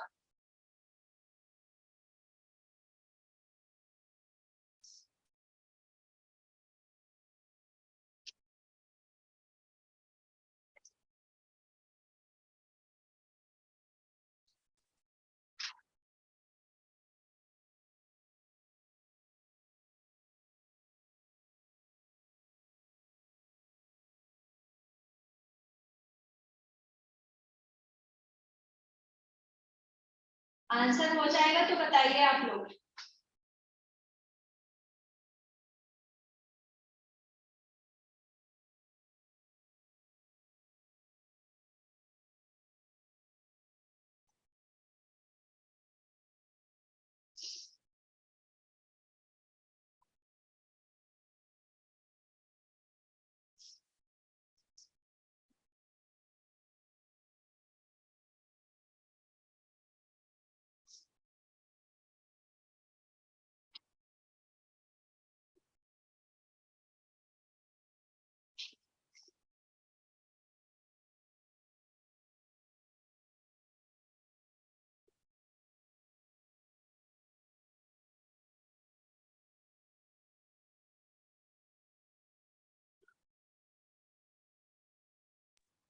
मेरे पास वॉल्यूम नहीं है। ओ आपके पास वॉल्यूम नहीं है तो आपको आंसर मैं बोलूं फिर? हाँ, आपने अभी तक वॉल्यूम लिया नहीं?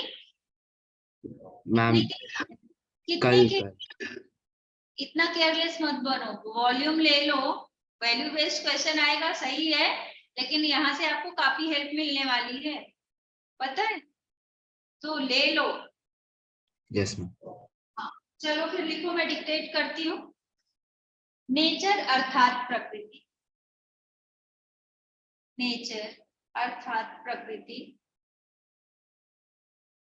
कॉमा यह परमात्मा की सुंदर रचना है। नेचर अर्थात प्रकृति, कॉमा यह परमात्मा की सुंदर रचना है, पूर्ण विराम। यह परमात्मा की सुंदर रचना है, पूर्ण विराम। प्रकृति से छेड़छाड़ करने के, परमात्मा की सुंदर रचना है, पूर्ण विराम। प्रकृति से छेड़छाड़, जो वर्ड डिफिकल्ट लगे पूछ लेना। प्रकृति से छेड़छाड़ करने के भयावह नतीजे भुगतने पड़ते हैं, भयावह, ऐसा भयावह, प्रकृति से छेड़छाड़ करने के भयावह नतीजे भुगतने पड़ते हैं।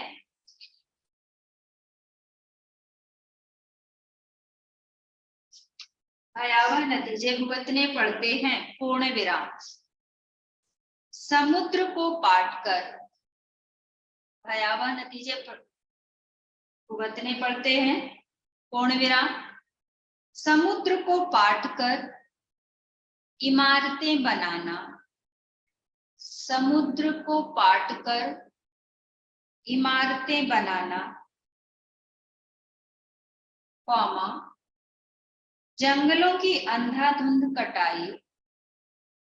समुद्र को पाटकर इमारतें बनाना, कॉमा, जंगलों की अंधाधुंध कटाई। जंगलों की अंधाधुंध कटाई के कारण,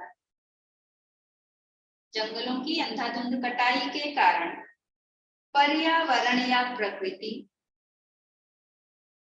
अंधाधुंध कटाई के कारण पर्यावरण या प्रकृति, पर्यावरण या प्राकृतिक, पर्यावरण या प्राकृतिक संतुलन बिगड़ गया है।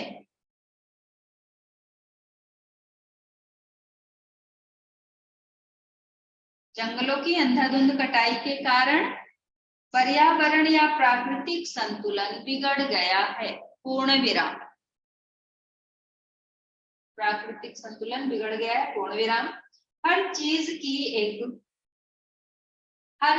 की एक सीमा होती है। लिमिट होता है ना हर चीज का, तो उसी को लिमिट मतलब सीमा। हर चीज की एक सीमा होती है। पूर्ण विराम। अनिका आपका हो गया? ओके। हर चीज की एक सीमा होती है। पूर्ण विराम। सीमा पार कर जाने पर, सीमा पार कर जाने पर हमेशा, सीमा पार कर जाने पर हमेशा बुरे परिणाम समक्ष आते हैं। सीमा पार कर जाने पर बुरे परिणाम, सीमा पार कर जाने पर हमेशा बुरे परिणाम समक्ष, समक्ष मतलब सामने, समक्ष आते हैं। पूर्ण विराम। कर जाने पर हमेशा बुरे परिणाम समक्ष आते हैं। पूर्ण विराम। प्रकृति से छेड़छाड़, प्रकृति से छेड़छाड़ के कारण, प्रकृति से छेड़छाड़ के कारण आने वाली, प्रकृति से छेड़छाड़ के कारण आने वाली प्राकृतिक विपदाएं, प्रकृति से छेड़छाड़ के कारण आने वाली प्राकृतिक विपदाएं इन्हीं बातों के परिणाम हैं। आने वाली विपदाएं इन्हीं बातों के परिणाम हैं। पूर्ण विराम। इन्हीं बातों के परिणाम हैं। पूर्ण विराम। ऐसा ही एक नमूना, इन्हीं बातों के परिणाम है। पूर्ण विराम। ऐसा ही एक नमूना कुछ साल पहले, ऐसा ही एक नमूना कुछ साल पहले मुंबई में दिखाई दिया। ऐसा ही एक नमूना कुछ साल पहले मुंबई में दिखाई दिया। पूर्ण विराम। कुछ साल पहले मुंबई में दिखाई दिया। पूर्ण विराम। तब आए भूकंप ने, तब आए भूकंप ने मुंबई वासियों को, तब आए भूकंप ने मुंबई वासियों को इतना डरा दिया कि, तब आए भूकंप ने मुंबई वासियों को इतना डरा दिया कि उन्हें, इतना डरा दिया कि उन्हें पूजा स्थलों की शरण में, इतना डरा दिया कि उन्हें पूजा स्थलों की शरण में जाना पड़ा। इतना डरा दिया कि उन्हें पूजा स्थलों की शरण में जाना पड़ा। आज यहीं तक हो पाएगा बेटा। नेक्स्ट लेक्चर में इसके आगे के क्वेश्चन आंसर्स करेंगे। आदित्य, लेकिन आपके पास वॉल्यूम नहीं है, तो आप खुद से थोड़ा सा कोशिश करो। पर्वत प्रदेश में पावस का 1st to 5th या कल आकर ले जाओगे ना? Yes ma'am. हाँ, तो उसको आप ले जाओ और फिर वहां से देखकर पर्वत प्रदेश के पावस का 1st to 5th, ये इतने 5 क्वेश्चन आंसर आपको करने हैं। अनिका, आपको भी होमवर्क मिला है ना? हाँ मैम। हाँ, तो ये पर्वत प्रदेश का पावस कंप्लीट करोगे और नेक्स्ट लेक्चर इसके क्वेश्चन आंसर मैं करा के और फिर सपनों के से दिन शुरू करूंगी। समझ में आया? संचयन का 2nd चैप्टर, सपनों के से दिन। ओके। अब पर्वत प्रदेश में पावस सिर्फ अनिका ने पढ़ा है। अब कहाँ दूसरे के दुख से इसमें डाउट है किसी को कुछ? नहीं मैम। ठीक है, एक बार अनिका, आपके घर में पेट है क्या बेटा? हाँ मैम।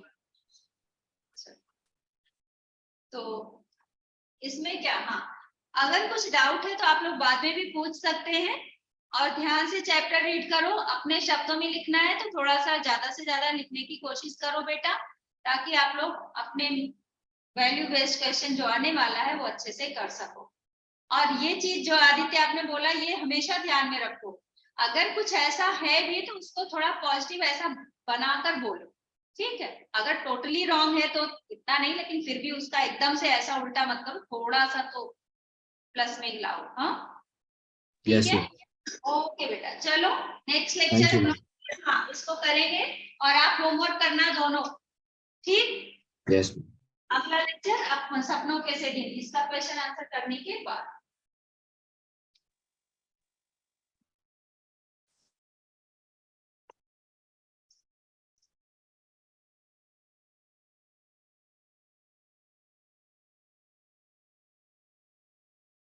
चलो अनिता, बाय।